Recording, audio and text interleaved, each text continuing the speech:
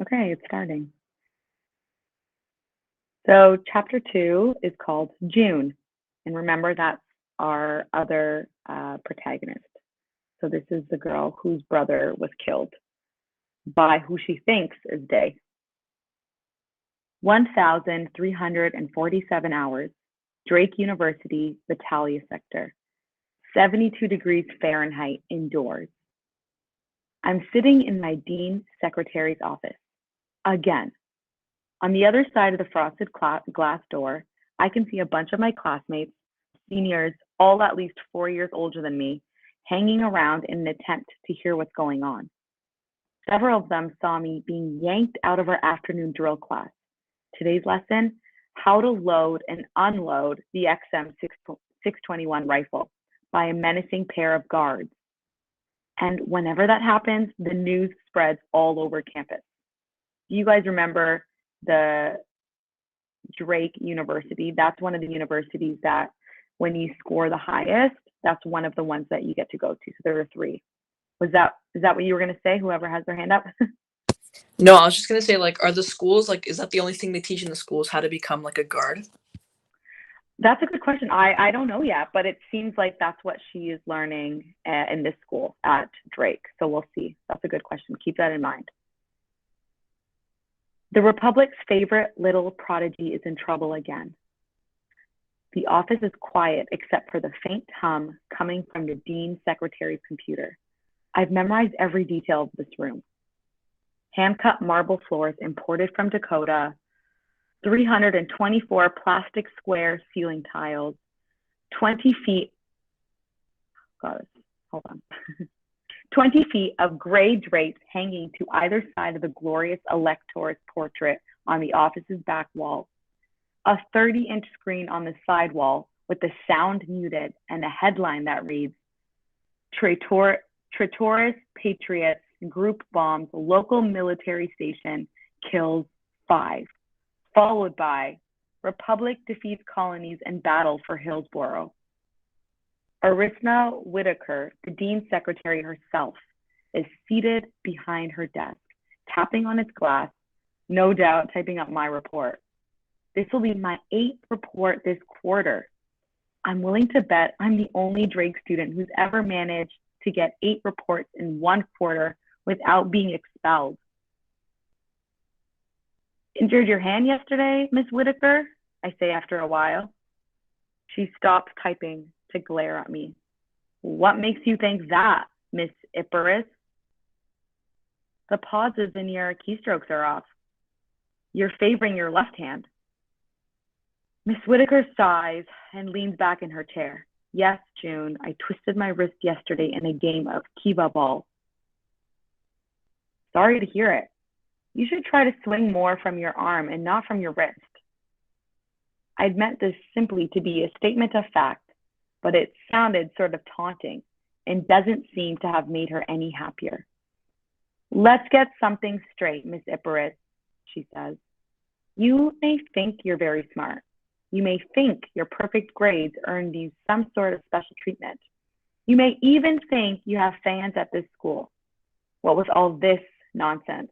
She gestures at the students gathered outside the door. But I've grown incredibly tired of our get-togethers in my office. And believe me, when you graduate and get assigned to whatever post this country chooses for you, your antics won't impress your superiors there. Do you understand me? I nod because that's what she wants me to do. But she's wrong. I don't just think I'm smart. I'm the only person in the entire Republic with a perfect 1,500 score on her trial.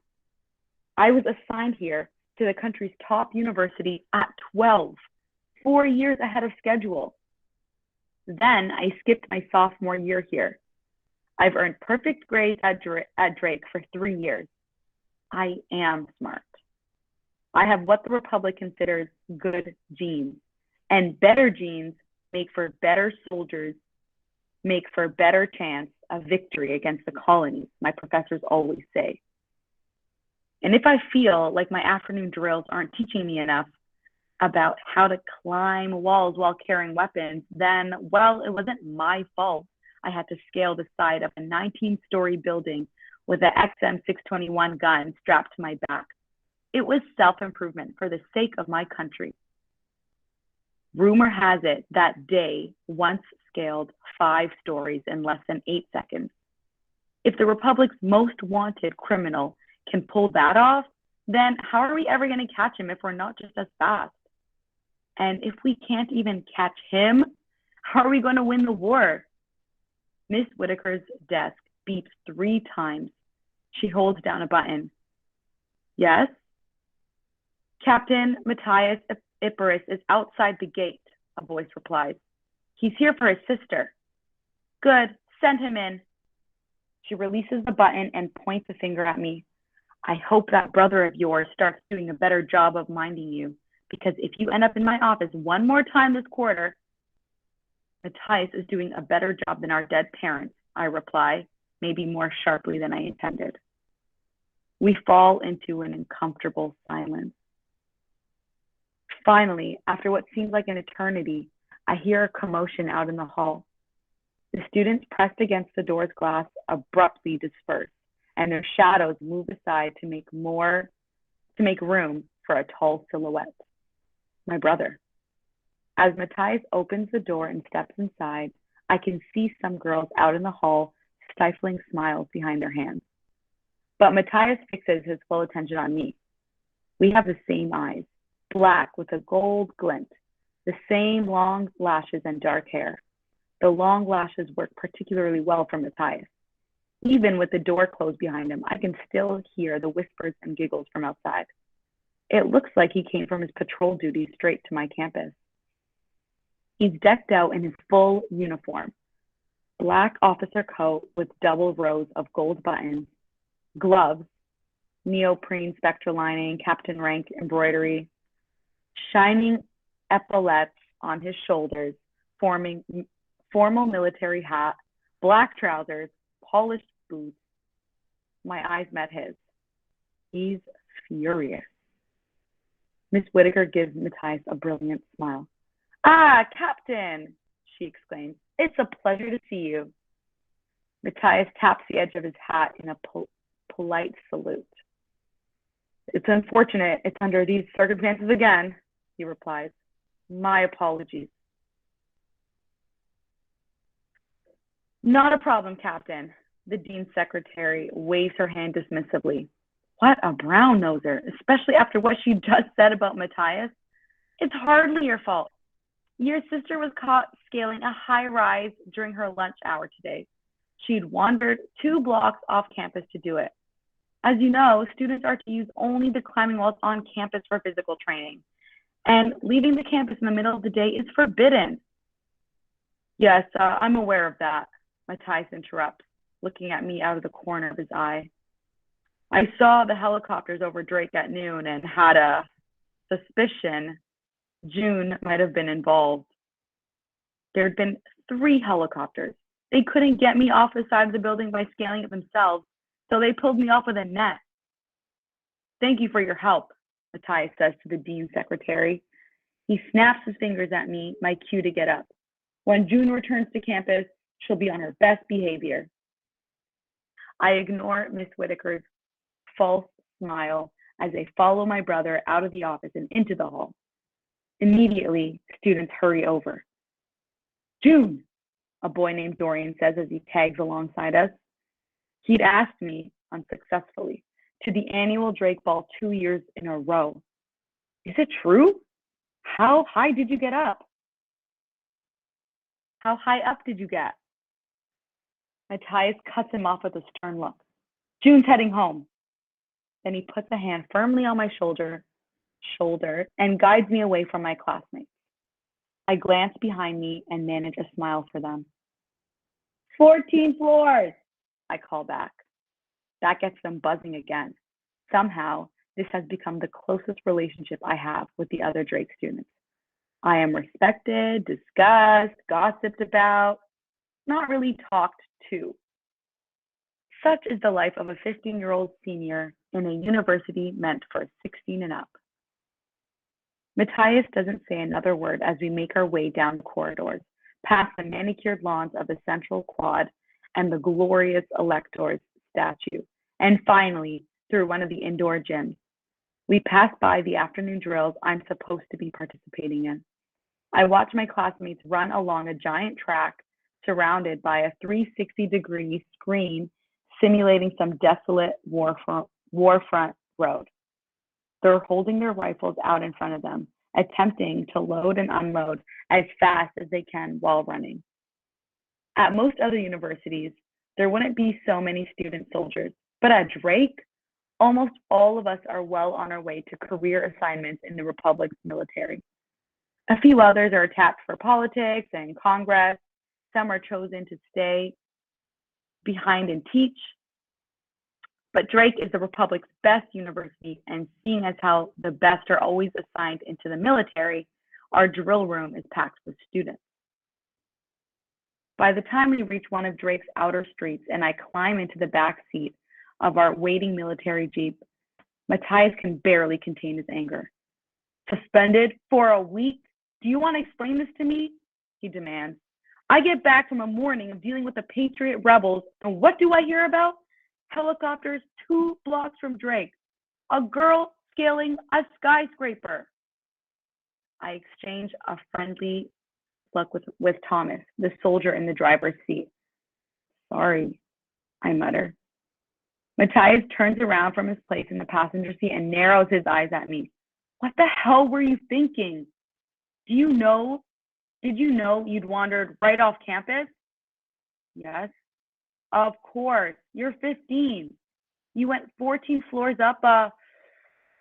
He takes a deep breath, closes his eyes, and steadies himself. For once, I'd appreciate it if you would let me do my daily tours of duty without worrying myself sick over what you're up to. I try to meet Thomas's eyes again in the rearview mirror, but he keeps his gaze on the road. Of course, I shouldn't expect any help from him. He looks as tidy as ever with his perfectly slicked hair and perfectly ironed uniform. Not a strand or thread out of place. Thomas might be several years younger than Matthias and a subordinate on his patrol, but he's more disciplined than anyone I know. Sometimes I wish I had that much discipline. He probably disapproves of my stunts even more than Matthias does. We leave downtown Los Angeles behind and travel up the winding highway in silence. The scenery changes from inner Batala sector's 100-floor skyscrapers to densely packed barrack towers and civilian complexes, each one only 20 to 30 stories high, with red guiding lights blinking on their roofs, most with all their paint stripped off after this year's rash of storms. Metal support beams crisscross their walls. I hope they get to upgrade those supports soon. The war's been intense lately, and with several decades of infrastructure funding diverted to supplying the warfront, I don't know if these buildings would hold up well in another earthquake. After a few minutes, Matthias continues in a calmer voice. You really scared me today, he says. I was afraid they'd mistake you for Day and shoot at you. I know he doesn't mean this as a compliment, but I can't help smiling. I lean forward to rest my arms on top of his seat. Hey, I say, tugging his ear the way I did when I was a kid. I'm sorry I made you worry. He lets out a scornful chuckle, but I can tell his anger is already fading. Yeah, that's what you say every time, Junebug. Is Drake not keeping your brain busy enough? If not, then I don't know what will. You know, if you just take me along on some of your missions, I'd probably learn a lot more and stay out of trouble. Nice try. You're not going anywhere until you graduate and get assigned to your own patrol. I bite my tongue. Matthias did pick me once, for a mission last year, when all third-year Drake students had to shadow an assigned military branch. His commander sent him to kill a runaway prisoner of war from the colony. So Matthias brought me along with him, and together we chased the POW deeper and deeper into our territory away from the dividing fences and the strip of land running from Dakota to West Texas that separates the Republic and the colonies, away from the warfront where airships dot the sky. I tracked him into an alley in Yellowstone City, Montana, and Matthias shot him. During the chase, I broke 3 ribs and had a knife buried in my leg. And now Matthias refuses to take me anywhere. When Matthias finally speaks again, he sounds grudgingly curious. So tell me, he whispers, how fast did you climb those 14 stories? Thomas makes a disapproving sound in his throat, but I break into a grin. Storms passed. Matthias loves me again. 6 minutes, I whisper back to my brother, and 44 seconds. How do you like that? That must be some sort of record. Not that, you're supposed to do it. Thomas stops the Jeep right behind the lines at a red light and gives Matthias an exasperated look. Come on, Captain, he says. June, Miss Icarus won't learn a thing if you keep praising her for breaking the rules. Cheer up, Thomas. Matthias reaches over and claps him on the back. Surely breaking a rule once in a while is tolerable, especially if you're doing it to beef up your skills for the Republic's sake. Victory against the colonies, right? The light blinks green. Thomas turns his eyes back to the road. He seems to count to 3 in his head before letting the Jeep go forward. Right, he mutters. You should still be careful what you're encouraging Miss Icarus to do, especially with your parents gone. Matthias's mouth tightens into a line, and a familiar, strained look appears in his eyes. No matter how sharp my intuition is, no matter how well I do at Drake or how perfectly I score in defense and target practice and hand-to-hand combat, Matthias's eyes always hold that fear. He's afraid something might happen to me one day, like the car crash that took our parents. That fear never leaves his face, and Thomas knows it. I didn't know our parents long enough to miss them in the same way Matthias does. Whenever I cry over losing them, I cry because I don't have any memories of them.